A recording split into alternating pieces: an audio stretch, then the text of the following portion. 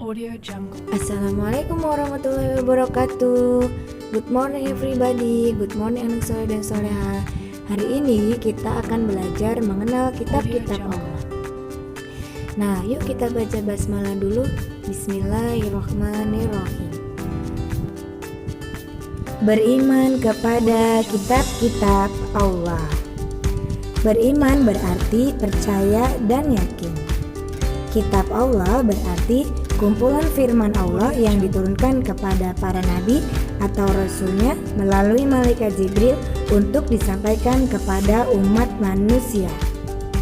Beriman kepada kitab Allah berarti mempercayai dan meyakini bahwa Allah Subhanahu wa Ta'ala menurunkan kitab kepada rasulnya.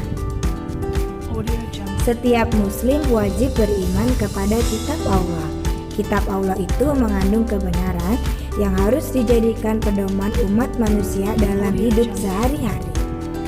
Allah Subhanahu wa Ta'ala menurunkan kitab kepada para rasul untuk disampaikan dan diajarkan kepada umat manusia. Kitab-kitab yang diturunkan Allah ada 4, yaitu kitab Taurat diturunkan kepada Nabi Musa alaihissalam, kitab Zabur diturunkan kepada Nabi Daud alaihissalam, kitab Injil diturunkan kepada Nabi Isa alaihissalam, dan kitab suci Al-Quran diturunkan kepada Nabi Muhammad sallallahu alaihi wasallam. Kitab Taurat. Kitab Taurat diturunkan kepada Nabi Musa alaihissalam. Di dalam kitab Taurat terdapat petunjuk dari Allah untuk umat Yahudi. Kitab Taurat terkenal dengan istilah Ten Commandments atau 10 perintah Tuhan. Ke-10 perintah Tuhan itu adalah bersaksi bahwa tiada Tuhan selain Allah. Selain Allah tidak boleh disembah, tidak boleh menyebut Allah dengan sia-sia. Hari Sabtu adalah hari besar umat Yahudi. Harus menghormati kedua orang tua, dilarang membunuh sesama manusia, dilarang berzina, dilarang mencuri, tidak dibenarkan menjadi saksi palsu, dilarang mengambil istri orang lain. Kitab Zabur. Kitab Zabur diturunkan kepada Nabi Daud alaihissalam, dibekali oleh Allah untuk membimbing umatnya kaum Bani Israel.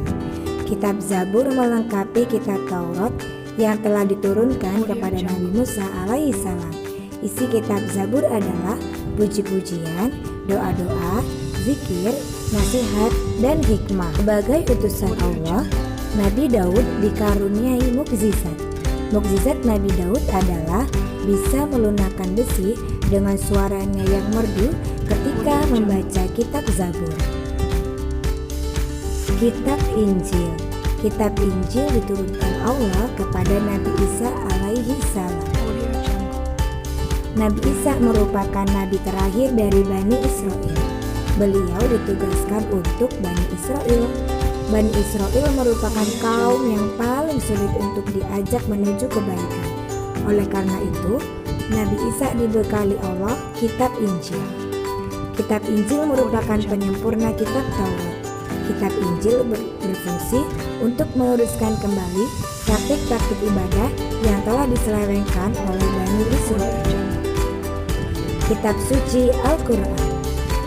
Al-Quran disebut sebagai kitab suci karena sampai sekarang Al-Quran menjadi satu-satunya kitab yang masih suci dari campur tangan manusia.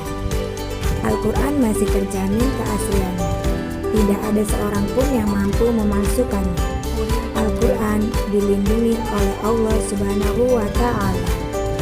Al-Quran diturunkan kepada Nabi Muhammad SAW.